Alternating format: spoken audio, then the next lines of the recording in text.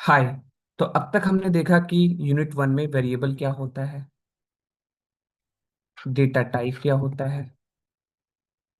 और क्योंकि हम पाइथन देख रहे हैं, तो पाइथन में क्या होता है कि टाइप डिफाइन करने की जरूरत नहीं होती थी। ठीक है। और क्या था, वेरिएबल था, डेटा टाइप था, ऑपरेटर था, और बहुत कुछ देखा हमने। अब हम देखेंगे कुछ प्रोग्राम्स जो कि इससे पहले मैंने क्लास में बता दिया था, और अभी मैंने एक पीडीएफ भेजा था आपको। तो अब उसके बारे में हम यहाँ पे बता देते हैं ताकि आप प्रैक्टिकल भी देख लो। तो पहला क्या था question, write a program to declare variable of a type int, float, string and display their values। तो आपको क्या करना है, एक वेरिएबल होना है ए नाम से, equal to 10, b equal to, कोई अब फ्लोट वैल्यू ले लो 23.4, and c equal to string ले लो, मेरा नाम देते हैं। ठीक है। अब आप इनको प्रिंट करा लो, एक साथ ही प्रिंट करा लो। एक प्रिंट लिखे, ए कॉमा बी कॉमा सी, ऐसे भी आप प्रिंट करा सकते हो। तो आपको यहाँ पे प्रिंट होता हुआ नजर आ जाएगा। ठीक है। और अगर आपको इनकी टाइप चेक करना है, तो आप क्या करना है आपको, प्रिंट टाइप ऑफ ए, और ऐसे ही तीन ठो बना लो।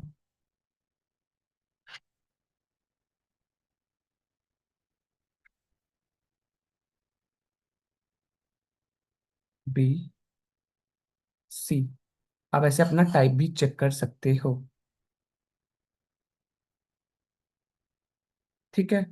इंटीजर, फ्लोट एंड स्ट्रिंग आ गया जो आपने लिखा है ऊपर। अब ये हो गया फर्स्ट, इसको हटा देते हैं। सेकंड क्वेश्चन क्या है, write a program to swap two numbers without using third variable. तो पहले विदाउट यूजिंग थर्ड वेरिएबल देख लेते हैं। उसके बाद देखेंगे थर्ड वेरिएबल का यूज करके, यूजिंग थर्ड वेरिएबल, दोनों। इसको ग्रैब कर दो उधर से। ठीक है। तो क्या करोगे, इक्वल टू 5।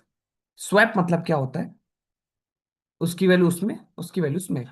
जैसे कि ए 5 है तो ए 10 हो जाए और बी 5 हो जाए, कुछ ऐसा करना है।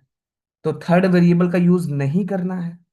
तो मल्टीपल असाइन वैल्यू का, पाइथन में मल्टीपल आप वेरिएबल बनाओगे और मल्टीपल वैल्यू साइन कर सकते हो उसमें, जैसे कि ए।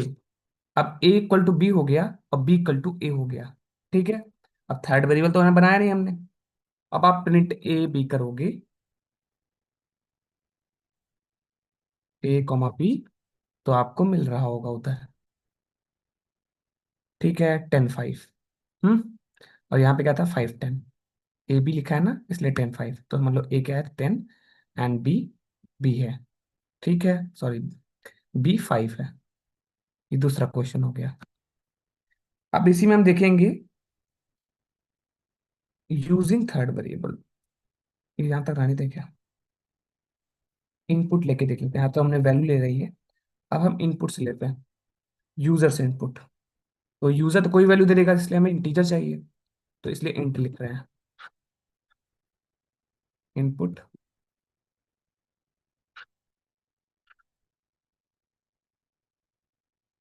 इंटर है नंबर,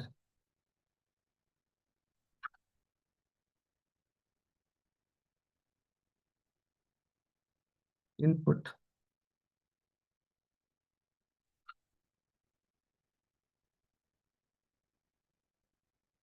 इंटर है नंबर। ये हो गया। अब कर दो टैम्प, एक थर्ड वेरिएबल बनाया, दो वेरिएबल हो गए, और उसमें रख दिया, अरे हो जा, ए। और फिर क्या किया, ए इक्वल टू बी, और फिर बी इक्वल टू टैम्प, और प्रिंट ए बी कर लेते हैं, ए कॉमा बी। तो इसमें क्या हुआ, पहली बार आप एक बार रन करा के देखते हैं। ठीक है। आपने पहले 5 डाला, मान लो 5। दोबारा आपने 10 डाला, अब देखोगे 10 5 आ गया, मतलब ए भी था, मतलब 5 10 था, और 10 5 आ गया। मतलब फिर से ए बी, यहाँ ए बी लिखा था, तो मतलब वो हो गया। ए 10 हो गया और बी 5 हो गया। और यहाँ पे था क्या, A 5 एंड B 10। तो कैसे हुआ होगा? तो मतलब ये नंबर 5 आपने जब यहाँ एंटर किया, नंबर 5 यहाँ गया, टेम्प में क्या आ गया, 5।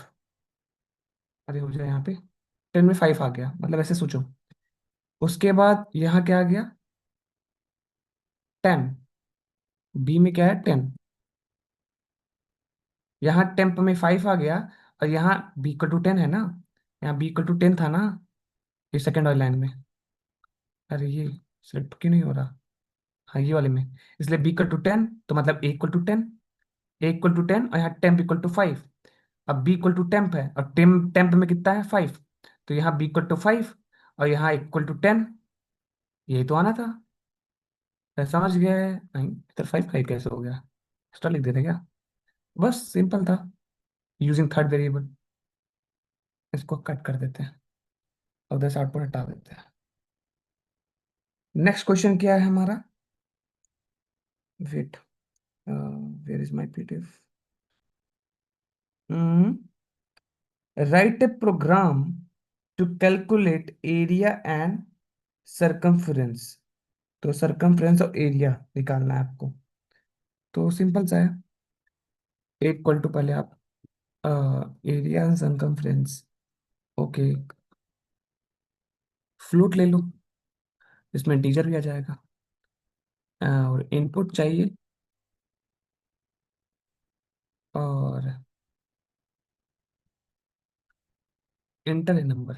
अब एरिया निकालना है हमें, और सरकमफ्रेंस तो उसका फॉर्मूला पता होना चाहिए। सरकमफ्रेंस मतलब परिधि, एरिया मतलब क्षेत्रफल। तो इसको आर कर दो, आपको आर चाहिए क्योंकि अगर आपको फॉर्मूला याद होगा तो आप इसको कर लोगे। तो क्या है, एरिया बराबर क्या होता है, पाई r²। तो आप पाई r² भी लिख सकते हो, पर उसके लिए फिर आपको इम्पोर्ट मैथ करना होगा। अगर आपको ये नहीं करना है तो पाई की वैल्यू डायरेक्ट रख दो, 3.14 मल्टीप्लाई आर, मल्टीप्लाई आर। ठीक है, ऐसे भी कर सकते हैं। और क्या है, एक वेरिएबल बनाओ सरकमफ्रेंस, और उसका फॉर्मूला क्या था, सरकमफ्रेंस का 2 पाई r, 2 × पाई 3.14 मल्टीप्लाई, आ गया, मल्टीप्लाई आर, तो 2 पाई r हो गया। ठीक है। अब प्रिंट करा लो एरिया, और नेक्स्ट लाइन में प्रिंट करा लो सरकमफ्रेंस। ठीक है, अब इसको रन करोगे तो पहले आउटपुट मांगे आपसे, सॉरी, पहले इनपुट मांगे आपसे, मतलब इंटर नंबर 4 इंटर कर दो। मतलब आपने आर दे दिया तो फॉर्मूले में पुट करके आपको दोनों आंसर दे दिया। ठीक है, समझ गए, ओके, सिंपल था। नेक्स्ट क्वेश्चन क्या है, write program to check whether given number is even और ऑड। ये क्वेश्चन जो इफिल्स की हेल्प से मैं कर रहा हूँ। फिर यार इफिल्स वाला चैप्टर सेकंड यूनिट में है, ठीक है, पर फिर भी थोड़ा बहुत तो आपको आता ही होगा। तो यूजर्स इनपुट ले, तो क्या करें, n equal to integer, integer चाहिए हमें, and input enter a number. ठीक है, अब यूजर से नंबर ले लिया हमने। अब इफ कंडीशन लगाओ एन मॉडुलस 2, आपको रिमाइंडर मिलेगा। तो अगर 0 आता है, रिमाइंडर कुछ नहीं मिलता है, तो इसका मतलब है वो कट गया पूरा पूरा, इसका मतलब इवन है। तो जैसे ही अब आगे पढ़ेंगे इफिल्स क्या होता है, तो फिलहाल ऐसे बता देता हूँ। इफ कंडीशन अगर ट्रू होगी तभी चलेगा, वरना फिर वो एल्स पे कंडीशन पे जाएगा। तो जैसे आपने कॉलन लगाया और इंटर किया, देखो 4 स्पेस ऑटोमेटिक आ गया। इंटर किया, 4 स्पेस ऑटोमेटिक, आप इफ के घर में घुस गए। तो इफ के घर में घुस गए, तो प्रिंट, और यहाँ हो गया, अरे हो गया इवन। ठीक है, मतलब कॉलन लगाया, और 4 स्पेस के बाद हम इफ का घर होता है। तो ऐसे ऐसे पूरा इफ का घर होता है यहाँ लाइन से, ठीक है। आगे फिर एल्स। अब एल्स करना है तो इफ के बराबर आ जाओ, ठीक है। अब यहाँ पे कॉलन लगाओ, एल्स के घर में घुस जाओ, और यहाँ पे print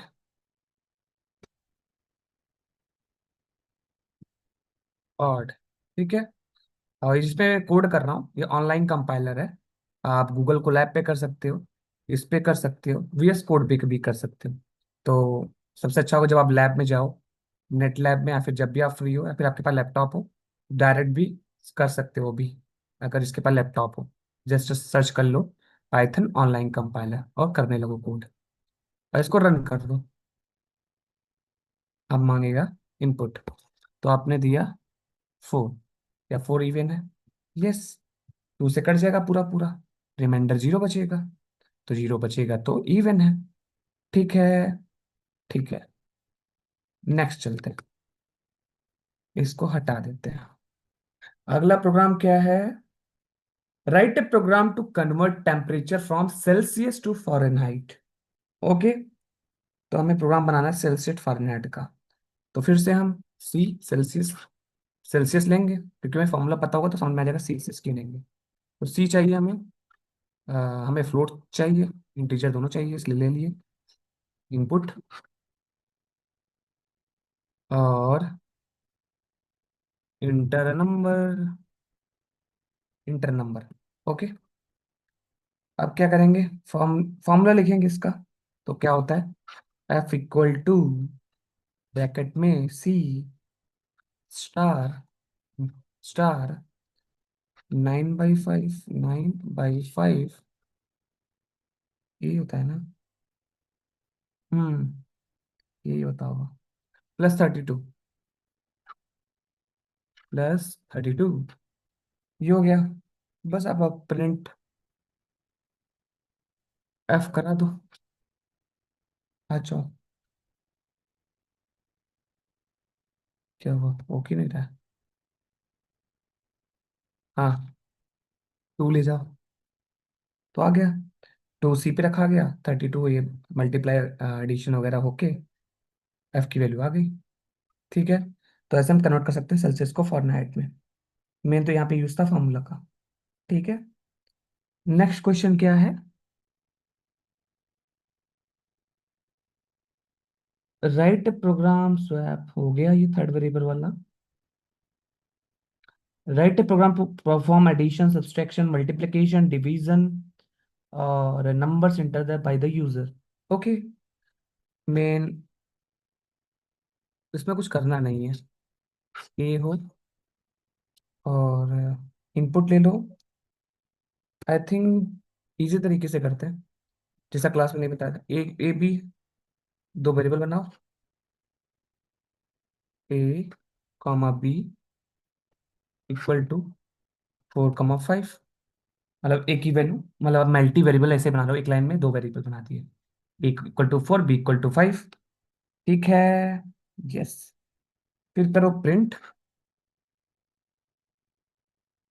A+B, comma A-B, comma A*B, comma और A/B, ठीक है।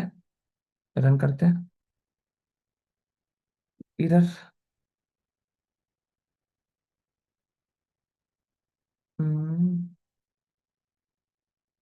int object have no attribute।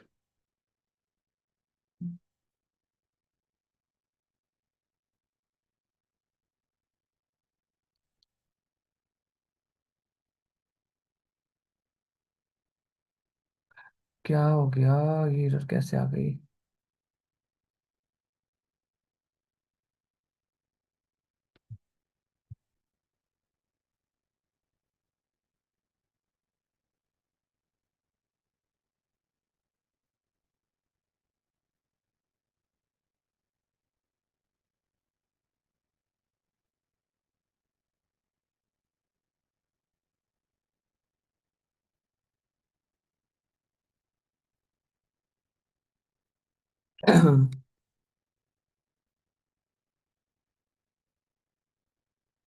Okay.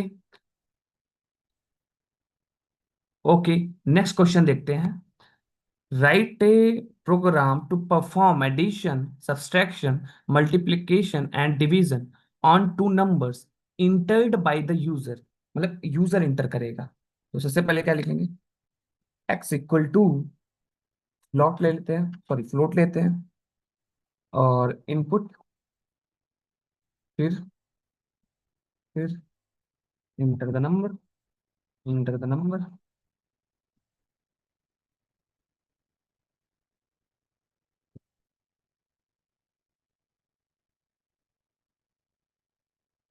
And यहाँ पे वाई। दो नंबर ले लिए यूजर से। अरे नीचे आओ। दो नंबर ले लिए। अब आप प्रिंट करा दो सब। प्रिंट एक्स प्लस और प्लस वाई। ठीक है। और ऐसे ही कितना चाहिए हमें? अर्थमेटिक ऑपरेशन में था जो तीन, एक और ले लें। ओके, यहाँ कर लेते हैं माइनस, यहाँ कर लेते हैं, और यहाँ कर लेते हैं डिवाइड। इसको कर लेते हैं रन। दो नंबर मांगेगा। फोर दे दो, सिक्स दे दो। आ गया। माइनस टू भी आ गया। Okay, four minus six. ठीक है, ये हो गया क्वेश्चन। नेक्स्ट क्वेश्चन देखते हैं। नेक्स्ट क्या है हमारा? Write a program to find the remainder and quotient of the two number.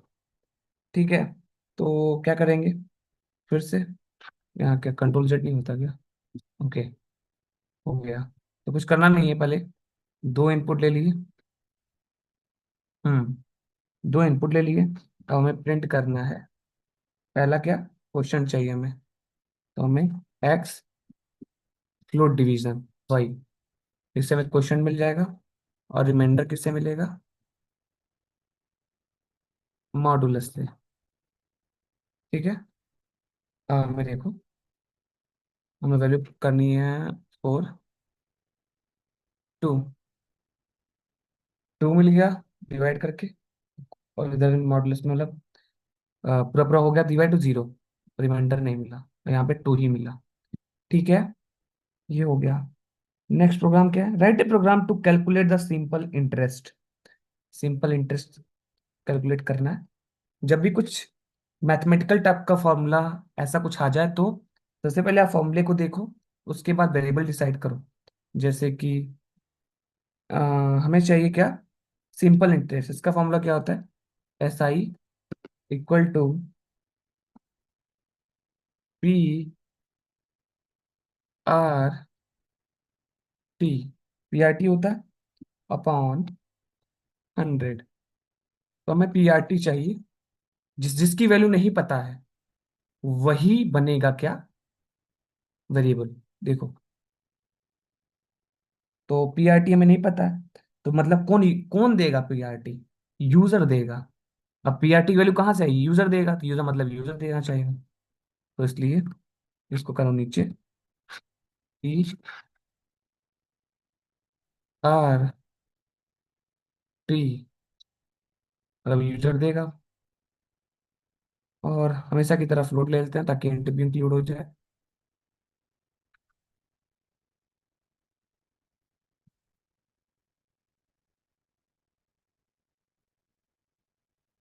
Input,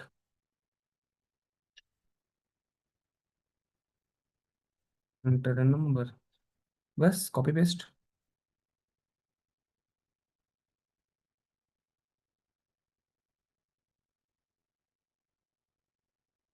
ठीक है। हम्म, मल्टीप्लाई हो जाएगा। अब प्रिंट भी करा लो। प्रिंट एस आई, मतलब ये वैल्यू अब तीनों इंटर करोगे जब, तो ये वैल्यू यहाँ पहुंचेगी तीनों, मल्टीप्लाई होगी, एस आई के पास वैल्यू आएगी। वैल्यू तो आ गई, पर वैल्यू को देगा कौन, दिखाएगा कौन? अरे प्रिंट स्टेटमेंट। प्रिंट का नाम ही तो है कि जहां कुछ रखा हो उसको दिखा दो। तो इसलिए प्रिंट एस आई। आप करेंगे आउटपुट बाई। अरे यार। हम्म, अब डाले, मान लो थ्री, फोर, फाइव। तो ये आ गया हमारा SI, सिंपल इंटरेस्ट 0.6। तो इतने प्रोग्राम थे यूनिट 1 में जो हमने डिस्कस किए। That's it.